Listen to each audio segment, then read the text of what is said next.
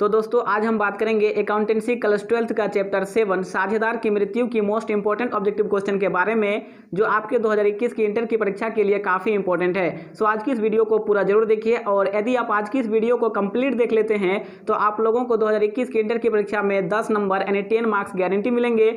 और ये हम लोगों का चैप्टर 7 है, और इससे पहले मैंने चैप्टर 1 से लेकर चैप्टर 6 तक की ऑब्जेक्टिव क्वेश्चन वाली वीडियो अपलोड कर चुका हूँ। अगर आपने उन वीडियोज़ को नहीं देखे हैं तो लिंक इस वीडियो के डिस्क्रिप्शन में मिल जाएगा, जाकर देख लीजिए, या फिर आप इस वीडियो को कंप्लीट देखिए यानी पूरा देखिए, और पूरा देखने के बाद अंत में आपको इस बॉक्स में एक वीडियो मिलेगी, वो हम लोगों की चैप्टर 6 की वीडियो होगी, तो उसे आप जरूर देखिएगा। लेकिन इस चैप्टर 7 को कंप्लीट देखने के बाद तो चलिए आज की इस वीडियो को स्टार्ट करते हैं।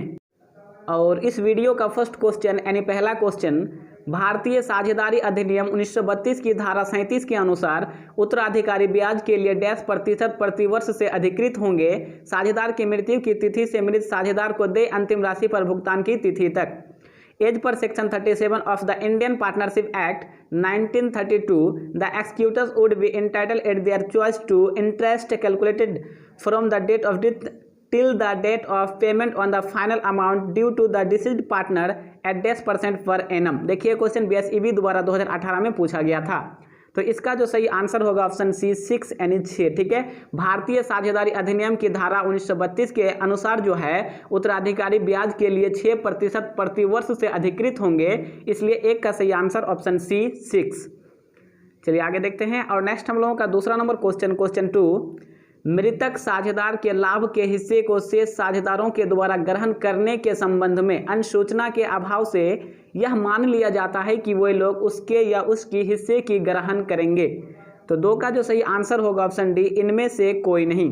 ठीक है, यानी मृतक साझेदार के लाभ के हिस्से को शेष साझेदारों के द्वारा ग्रहण करने के संबंध में अन्य सूचना के अभाव से यह मान लिया जाता है कि वे लोग उसकी या उसके हिस्से को ग्रहण करेंगे, यानी इन तीनों में से कोई नहीं। तो 2 का जो सही आंसर होगा ऑप्शन डी। चलिए आगे देखते हैं। और नेक्स्ट हम लोगों का तीसरा नंबर क्वेश्चन, मृतक साझेदार के निष्पादक को साझेदार की मृत्यु तिथि से देय राशि पर ब्याज दिया जाएगा। The executors of deceased partner will be paid interest on the amount due from the date of death of the partner at। देख सकते हैं क्वेश्चन कितना इंपॉर्टेंट है। BSEB द्वारा 2013, 2015 एवं 2016 में क्वेश्चन पूछा गया था, जो कि आपके 2021 के इंटर की परीक्षा के लिए काफ़ी इंपॉर्टेंट है। क्वेश्चन है कि मृतक साझेदार के निष्पादक को साझेदार की मृत्यु तिथि से देय राशि पर ब्याज दिया जाएगा, मतलब कि कितना प्रतिशत ब्याज दिया जाएगा। तो 3 का जो सही आंसर होगा ऑप्शन बी 6% वार्षिक यानी 6% पर एनम। कितना? तो 6%, जो कि 1 नंबर और ये 3 नंबर क्वेश्चन हम लोगों का सेम है। तो 3 का सही आंसर ऑप्शन बी। चलिए आगे देखते हैं। और नेक्स्ट देख लीजिए हम लोगों का चौथा नंबर क्वेश्चन नंबर 4, साझेदारों की संयुक्त जीवन पॉलिसी एक डैश खाता है। GLP of the partners is a और एन डैश अकाउंट। देखिए क्वेश्चन 2015 में पूछा गया था कि साझेदारों की संयुक्त जीवन पॉलिसी एक डैश खाता है। नाम मात्र खाता, नॉमिनल अकाउंट, व्यक्तिगत, पर्सनल, दायित्व, लायबिलिटी, संपत्ति, एसेट्स। तो फ्रेंड्स इस चौथा नंबर ऑब्जेक्टिव क्वेश्चन का आंसर आप लोगों को करना है। अगर आप लोगों को इसका आंसर पता हो तो प्लीज़ कमेंट बॉक्स में जरूर कमेंट करें, और ना पता हो फिर भी कमेंट करें, मैं आप लोगों को आंसर कर दूंगा। सो इस चौथा नंबर का जो सही आंसर है उसे कमेंट बॉक्स में जरूर लिखिए। चलिए आगे देखते हैं, और इसको थोड़ा कर लेते हैं जूम आउट, ताकि आप लोगों को सही से दिखाई दे क्वेश्चन।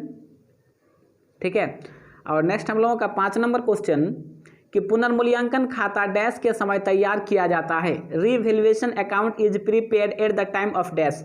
अर्थात पुनर्मूल्यांकन खाता जो तैयार किया जाता है तो किस समय तैयार किया जाता है।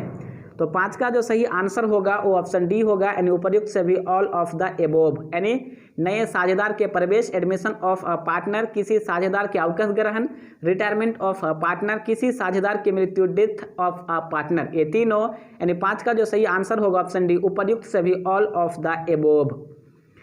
चलिए आगे देखते हैं। और नेक्स्ट हम लोगों का 6 नंबर क्वेश्चन नंबर 6, साझेदार की मृत्यु पर अंतिम भुगतान होता है।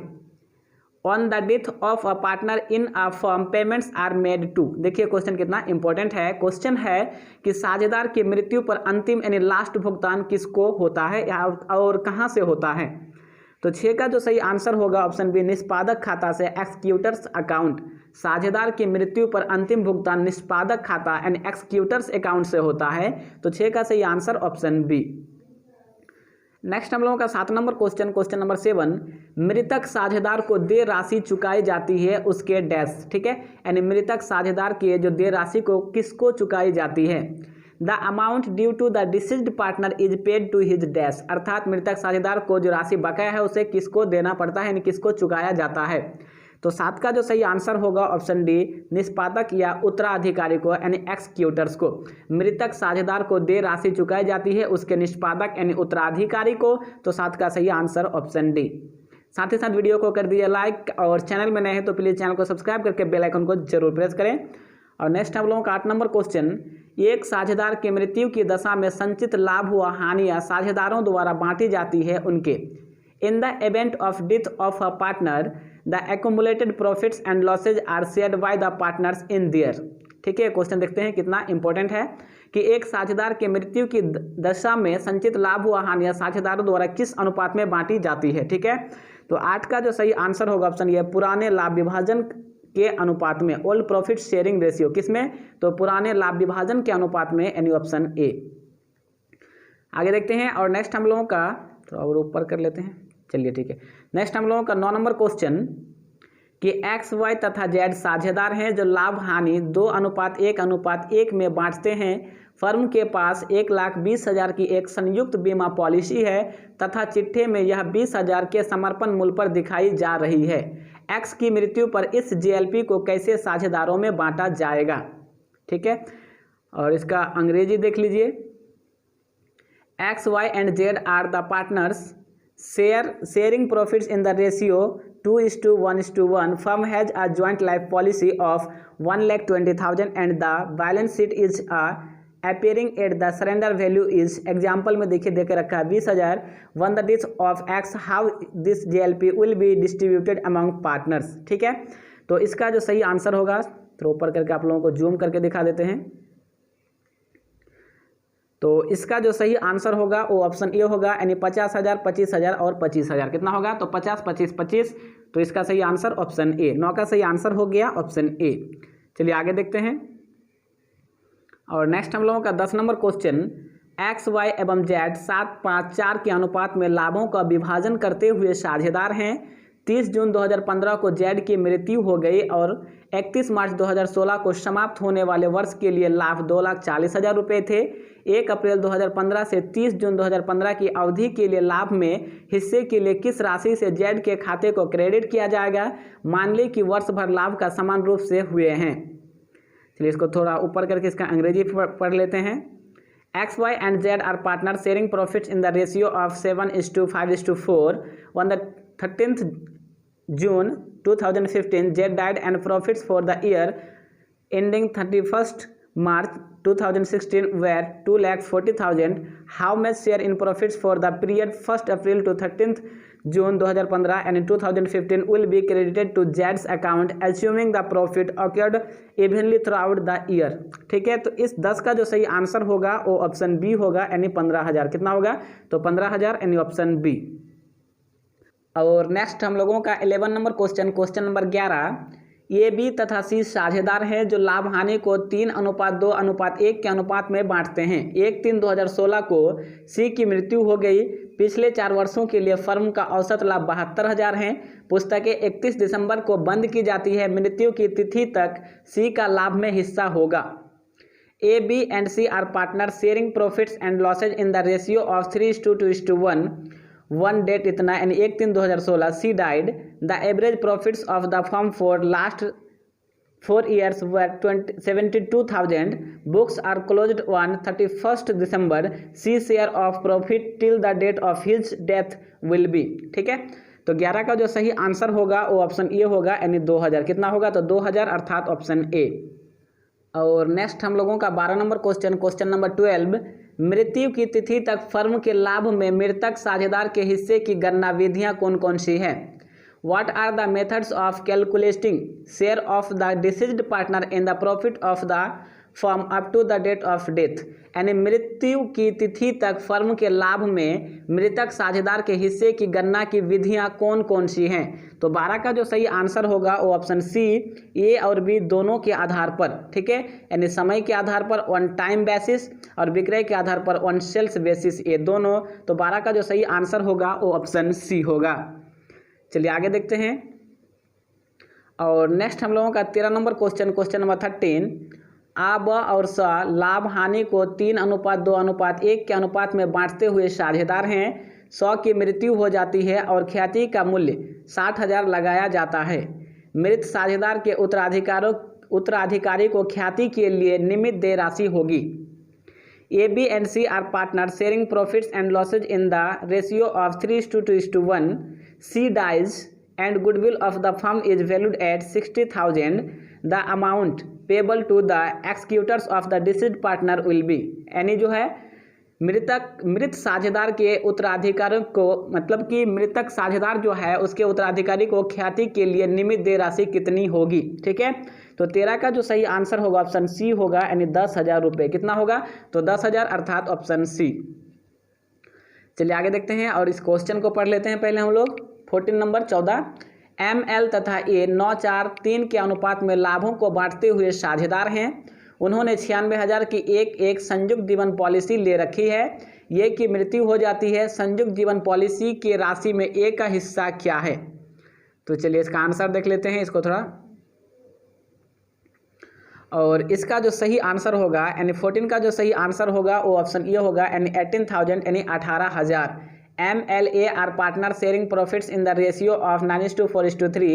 They have taken a joint life policy of 96,000. A dies. What is the share of A in the GLP amount? तो कितना होगा? 18,000, यानी 18,000।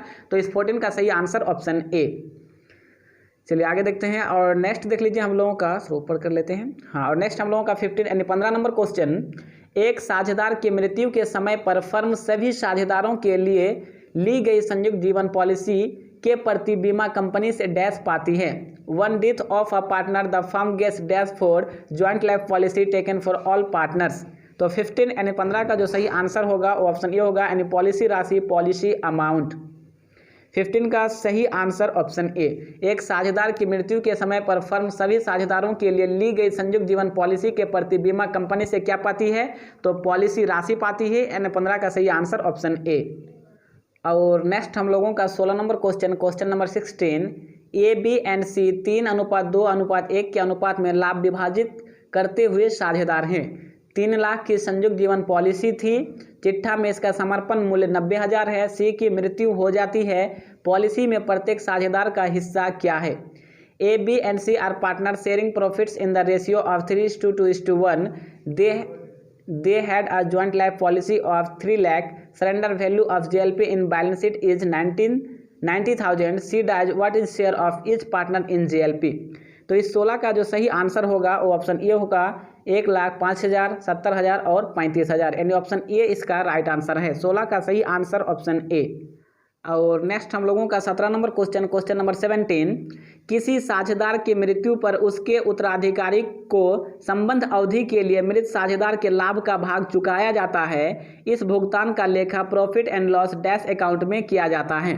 1 death of a partner, his executor is paid the profits of the deceased partner for the relevant period. This payment is recorded in profit and loss dash account. तो इस 17 का जो सही answer होगा वो ऑप्शन सी होगा, संशय उचंत या फिर सस्पेंस अकाउंट। किसमें किया जाता है? यानी किसी साझेदार की मृत्यु पर उसके उत्तराधिकारी को संबंध अवधि के लिए मृत साझेदार के लाभ का जो भाग चुकाया जाता है उसके किस अकाउंट में? तो सस्पेंस अकाउंट में, यानी संशय या उचंती खाता में। तो 17 का सही आंसर ऑप्शन सी। चलिए आगे देखते हैं और नेक्स्ट हम लोगों का 18 नंबर क्वेश्चन, फर्म द्वारा प्राप्त संयुक्त बीमा पॉलिसी की राशि बांटी जाती है। Joint life policy amount received by a firm is distributed in, यानी फर्म द्वारा प्राप्त जो संयुक्त बीमा पॉलिसी की राशि होती है वो किस में बांटी जाती है? तो 18 का जो सही आंसर होगा वो ऑप्शन सी होगा, साझेदारों के पुराने लाभ विभाजन अनुपात में, ऑल प्रॉफिट शेयरिंग रेशियो में। ठीक है, all profit sharing ratio of partners, यानी साझेदारों के पुराने लाभ विभाजन के अनुपात में। तो 18 का सही आंसर ऑप्शन सी। चलिए आगे देखते हैं और नेक्स्ट हम लोगों का 19 नंबर क्वेश्चन, किसी साझेदार के अवकाश ग्रहण करने की करने अथवा मृत होने पर संपत्तियों और दायित्वों के मूल्य में परिवर्तन को दिखाने के लिए कौन सा खाता तैयार किया जाता है? Which account is prepared at the time of retirement or death of a partner to show the changes in the value of assets and liabilities? तो 19 का जो सही आंसर होगा ऑप्शन ये पुनर्मूल्यांकन खाता यानी रीवैल्यूएशन अकाउंट। कौन सा खाता तैयार किया जाता है? तो पुनर्मूल्यांकन खाता यानी रीवैल्यूएशन अकाउंट। तो 19 का सही आंसर ऑप्शन ए। चलिए आगे देखते हैं और इसको थोड़ा कर लेते हैं अच्छी तरीके से जूम। ठीक है, और नेक्स्ट हम लोगों का 20 number question, A B and C साझेदार हैं और लाभ हानि को 2:2:1 के अनुपात में बांटते हैं। सी की मृत्यु 31 मार्च 2016 को हो गई। 31 मार्च 2016 को समाप्त होने वाले वर्ष के लिए लाभ 64,000 लाभ में मृतक साझेदार का हिस्सा होगा। A, B and C are partners sharing profits and losses in the ratio of 2:2:1. C died on 31st March 2016. The profits of the financial year ending 31st March 2016 is 64,000. The share of the deceased partner in the profit will be. तो इस 20 का जो सही answer होगा वो option A होगा यानी 12,800 रुपये। कितना होगा? तो 12,800 रुपये यानी ऑप्शन बी इसका राइट आंसर है। चलिए आगे देखते हैं और नेक्स्ट हम लोगों का देख लीजिए 21 नंबर क्वेश्चन, यदि 3 साझेदार ए बी तथा सी 5:3:2 में लाभ बांट रहे हैं तो साझेदार ए की मृत्यु पर ख्याति के नाम पर ए के उत्तराधिकारी को बी और सी कितनी राशि चुकाएंगे? ख्याति का मूल्यांकन 3 वर्ष के औसत लाभ के दुगने पर किया जाता है। विगत 3 वर्षों के कुल लाभ कितना है? 10,80,000 हैं। तो चलिए इसका आंसर देख लेते हैं। तो इस 21 का जो सही आंसर होगा वो ऑप्शन डी होगा। कितना होगा? तो 2,16,000 तथा और कितना 1,44,000 यानी ऑप्शन डी इसका राइट आंसर है। चलिए आगे देखते हैं और नेक्स्ट हम लोगों का 22 number question number 22, B C and D साझेदार हैं जो लाभों को 7:5:4 के अनुपात में विभाजित करते हैं। 30 जून 2016 को डी की मृत्यु हो गई और वर्ष 2015 से 16 के लिए लाभ 12,000 थे। 1 अप्रैल 2016 से 30 जून 2016 तक की अवधि के लिए लाभ में हिस्से की कितनी राशि से डी के खाते को क्रेडिट किया जाएगा? ठीक है, B C and D are partner sharing profits in the ratio 7:5:4. D died on 13 June 2016 and profits for the year 2015 से 16 were 12,000. How much share in profits for the period 1st April 2016 to 13th June 2016 will be credited to D's account. तो 22 का जो सही answer होगा option B होगा यानी 750 रुपये। कितना? तो 750 रुपये। चलिए आगे देखते हैं और नेक्स्ट देख लीजिए हम लोगों का 23 नंबर क्वेश्चन, एक्स वाई और जेड 1/2 अनुपात 1/3 अनुपात 1/6 के अनुपात में लाभों का विभाजन करते हैं। जेड की मृत्यु हो जाती है, एक्स और वाई का नया अनुपात होगा। X, Y and Z share profits in the ratio of 1/2:1/3:1/6. Z dies. New ratio of X and Y will be. देखिए क्वेश्चन कितना इंपॉर्टेंट है। ये क्वेश्चन BSEB द्वारा 2012, 2013 एवं 2015 में पूछा गया था। क्वेश्चन है कि इसका जो है क्वेश्चन का मतलब है कि X और Y का नया अनुपात कितना होगा ये निकालना है। तो इस 23 का जो सही आंसर होगा ऑप्शन ए होगा 3:2। कितना होगा? तो 3:2 यानी 23 का सही आंसर ऑप्शन ए। और देख लीजिए नेक्स्ट हम लोगों का 24 नंबर क्वेश्चन नंबर 24 यानी 24, किसी साझेदार की मृत्यु होने पर उसको दे पूरी राशि किसके खाते में हस्तांतरित की जाएगी? In case of death of a partner the whole amount standing to the credit of his account is transferred to. यानी किसी साझेदार की मृत्यु होने पर उसको दे पूरी राशि किसके खाते में हस्तांतरित यानी ट्रांसफर की जाएगी? तो चलिए इसका आंसर देख लेते हैं। आंसर तो इसका जो सही आंसर होगा वो ऑप्शन सी होगा, उसके उत्तराधिकारी के खाते में हिज एक्सक्यूटर्स अकाउंट। ठीक है, यानी उसके उत्तराधिकारी के खाते में। तो 24 का सही आंसर ऑप्शन सी। और देख लीजिए हम लोगों का नेक्स्ट 25 नंबर क्वेश्चन, एक साझेदार की मृत्यु होने पर संयुक्त जीवन पॉलिसी बीमा पॉलिसी को निम्न के पूंजी खाते में जमा किया जाता है। On the death of a partner, the amount of joint life insurance policy is credited to the capital accounts of. यानी एक साझेदार की मृत्यु होने पर संयुक्त जीवन बीमा पॉलिसी को निम्न के पूंजी खाते में जमा किया जाता है। तो 25 का जो सही आंसर होगा ऑप्शन बी, मृत साझेदार सहित सभी साझेदारों के, all partners including the deceased partner. यानी ऑप्शन बी इसका राइट आंसर है, मृत साझेदार सहित सभी साझेदारों के। चलिए आगे देखते हैं और नेक्स्ट हम लोगों का 26 नंबर क्वेश्चन, किसी साझेदार की मृत्यु पर संपत्तियों के पुनर्मूल्यांकन के लाभ को डैश पूंजी खाते में जमा किया जाता है।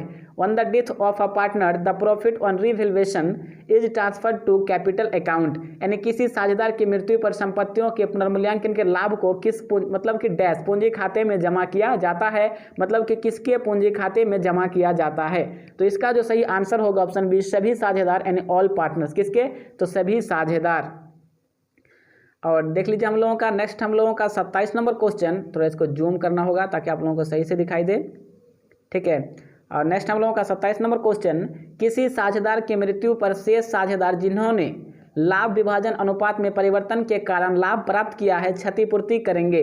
One death of a partner the remaining partners who have gained due to change in profit sharing ratio would compensate the. यानी किसी साझेदार की मृत्यु पर शेष साझेदार जिन्होंने लाभ विभाजन अनुपात में परिवर्तन के कारण लाभ प्राप्त किया है क्षतिपूर्ति करेंगे।